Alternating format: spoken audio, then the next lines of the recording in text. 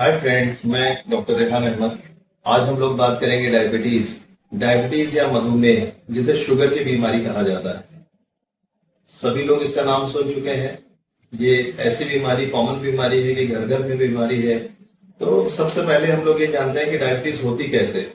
Diabetes या sugar की बीमारी, जो हम लोगों का जो शरीर है उसमें जो ब्लड में शुगर की एक निश्चित मात्रा से ज्यादा अगर शुगर की मात्रा हो जाए और काफी दिनों तक अगर बनी रहे तो उसे ही हम लोग डायबिटीज कहते हैं या मधुमेह के नाम से या शुगर के नाम से जानते हैं। सबसे पहले आप लोगों को मैं ये बताना चाहता हूं कि नॉर्मल शुगर का लेवल होता कितना है। सबसे पहले इसको हम लोग इस तरीके से नापते हैं कि फास्टिंग ब्लड शुगर इससे कहते हैं कि अगर रात में हम लोगों ने खाना खाया और सुबह मॉर्निंग में अगर उससे 8 घंटे के बाद अगर हम लोग जांच कर रहे हैं तो उसको ये बोलेंगे कि फास्टिंग ब्लड शुगर, खाली पेट ये जांच हो रही है। इसका लेवल नॉर्मल जो लेवल होना चाहिए 70 से लेकर 100 के बीच में होना चाहिए। अगर किसी पेशेंट का अगर हमने जांच किया सुबह फास्टिंग ब्लड शुगर अगर 100 से ज्यादा ऊपर निकल रहा है, जैसे 110 या 120, तो इसको हम लोग ये कहेंगे कि डायबिटीज की तरफ ये पेशेंट बढ़ रहा है। फिर दूसरी जांच इसमें हम लोग करते हैं जिसको पीपी बोलते हैं या पोस्ट प्रांडियल। खाना खाने के 1 घंटे के बाद, खाना खाने के 1 घंटे के बाद अगर किसी ने शुगर की जांच की और उसमें जो उसका लेवल जो नॉर्मल लेवल होता है 150 तक अगर किसी का निकल रहा है, 100 से लेके 150, तब उसमें हम लोग ये बोलेंगे कि इसको नॉर्मल है शुगर। लेकिन अगर 150 से 170, 180 की तरफ जा रहा है तो हम लोग ये कहेंगे कि ग्लूकोज इंटॉलरेंस है इसके अंदर और इसको जो है एक डायबिटीज की तरफ ये पेशेंट बढ़ रहा है। अब तीसरा, अगर इसी में अगर जो पोस्ट प्रांडियल अगर हम लोगों ने जो खाना खाने के बाद जो शुगर की जांच की, अगर इसमें अगर शुगर का लेवल 200 के ऊपर अगर मिल जाता है तो ये जाने कि ये पेशेंट शुगर की तरफ चला गया या इसको डायबिटीज हो चुकी है। थर्ड, शुगर जो चेक करते हैं हम लोग उसको कहते हैं रैंडम ब्लड शुगर, आरबीएस बोलते हैं उसे दिन के किसी भी हिस्से में किसी भी वक्त इसको रैंडम ब्लड शुगर को जांच किया जा सकता है। ये तो बात हुई कि कितना ब्लड शुगर का लेवल बॉडी में हम लोगों के कितना होना चाहिए, तो आप लोग इतना जान चुके हैं। अब इसके सिम्टम पे आते हैं कि अगर किसी को शुगर हो जाएगी, शुगर बॉडी में अगर ज्यादा हो गई तो अब उसके अंदर लक्षण क्या क्या आएंगे। सबसे पहला लक्षण होता है कि उसको सबसे ज्यादा पेशाब ज्यादा आएगा। पेशाब ज्यादा आना, इसको हम लोग पॉलीयूरिया बोलते हैं। इसमें रोगी जो डायबिटीज का पेशेंट हो जाता है जल्दी पेशाब आता है, हर आधे घंटे में या और कम टाइम में वो पेशाब करने जाएगा। उसको हर वक्त लगता रहता है कि अब पेशाब हो जाएगी, तो वो पेशाब करने के लिए भागता रहेगा। दूसरा ये होता है कि ज्यादा प्यास लगती है। प्यास यानी कि जो उसकी जो जीभ है हमेशा उसकी टंग सूखी रहती है, हर वक्त उसे प्यास का अनुभव होता रहता है, ऐसा लगता है कि प्यास लगी हुई है। उसको काफी पानी पी लेने के बाद भी उसकी प्यास नहीं बुझती है।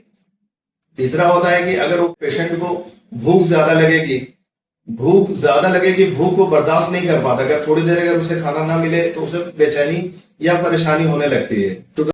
डायबिटीज के जो कॉम्प्लिकेशंस होते हैं उसमें डायबिटिक न्यूरोपैथी एक मेन कॉम्प्लिकेशन होता है। ऐसे में जो पेशेंट होता है वो उसके जो नर्व्स होते हैं, जो नर्वस जो सेंसेशन होता है वो बहुत कम हो जाता है। तो डायबिटिक न्यूरोपैथी में पैरों में दर्द होना, पैरों में सेंसेशन होना और पैरों में एहसास का कम हो जाना। ऐसा पेशेंट अगर कोई चीज उसको चुभ जाती है या लग जाती है पैर में या जल जाता है तो उसको एहसास नहीं होता, इसे डायबिटिक न्यूरोपैथी भी कहते हैं। ये भी डायबिटीज का एक बहुत बड़ा कॉम्प्लिकेशन है। तो इन सब से बचाव के लिए डायबिटीज से बचना जरूरी है, शुगर को कंट्रोल करके रखें। शुगर का एक लक्षण ये भी होता है कि इंसान की बॉडी का जो वेट होता है बहुत तेजी के साथ रिड्यूस होता है, बहुत जल्दी वेट रिड्यूस होने लगता है। उसको अचानक ये लगता है कि मुझे क्या हो गया है, मेरा बदन बिल्कुल कम होता है, यानी वेट हल्का होता चला जाता रहता है। दूसरा ये है कि उसे बहुत ज्यादा कमजोरी लगती है।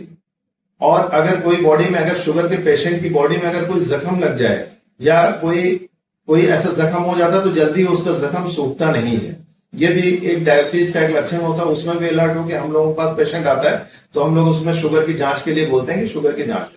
अब हम लोगों ने जैसे बात कर ली कि शुगर के लक्षण है, अब इसमें इनसे कैसे बचाव किया जाए। तो सबसे पहला जो इसमें बचाव है कि अगर शुगर से अगर बचना है या इसमें रोकथाम के लिए सबसे पहले क्या करना है कि शुगर की मात्रा को बॉडी में कम करना है। यानी कि बैलेंस डाइट में रहना है। शुगर की मात्रा जो बॉडी को बहुत ज्यादा जरूरी है बस उतनी ही लेना, उससे ज्यादा शुगर बॉडी में नहीं जानी चाहिए।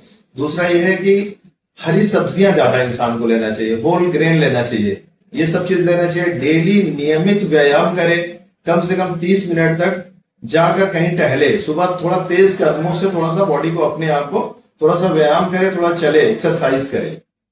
इन सब से ये देखा जाता है कि काफी जल्दी शुगर इसमें कंट्रोल होना शुरू हो जाती है। बाकी अब ये भी है कि अगर इंसान ने एक्सरसाइज भी कर ली और अपना जो है मॉर्निंग वॉक भी कर रहा है, एक्सरसाइज भी कर रहा है, और ये सब करने के बाद भी उसका शुगर अगर 200 के ऊपर लेवल बना हुआ है तो अपने डॉक्टर से जाकर जल्दी से जल्दी उसको मिल लेना चाहिए।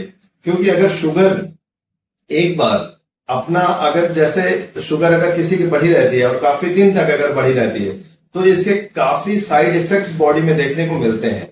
जैसे एक साइड इफेक्ट मैं बताता हूं कि इसमें क्या होता है कि जो नसें होती हैं इंसान की वो कमजोर होने लगती है।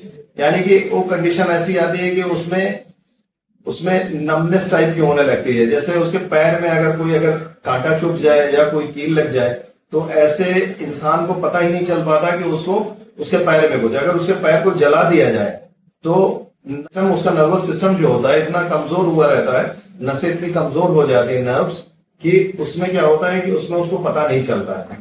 तो इस वजह से नमनेस होने की वजह से तो काफी उसको बाद में काफी उसके कॉम्प्लिकेशन भी हो जाते हैं। तो उसके अलावा भी जैसे किडनी पे भी इसका असर आता है, किडनी को खराब करता है। आंखों पे असर आता है कि इंसान को ब्लाइंडनेस तक कर सकता है। अगर किसी को शुगर ज्यादा दिन तक अगर बढ़ी रह गई तो पेशेंट को ब्लाइंडनेस की तरफ भी ले जाता है। तो अगर पता चल गया हो कि शुगर ज्यादा है तो उसको रेगुलर अपना चेकअप करते रहें, शुगर की जांच करते रहें कि शुगर कितना है, उसको कंट्रोल करके रखना है। दूसरा जो मैंने बताया कि डेली व्यायाम भी करना है और कम से कम आधे घंटे तक पैदल चलना है, थोड़ा तेज तेज कदमों से। अगर ये सब छोटी छोटी चीजों की अगर जानकारी रहेगी, लोग अगर इसका ख्याल रखेंगे तो वो शुगर से बच सकते हैं।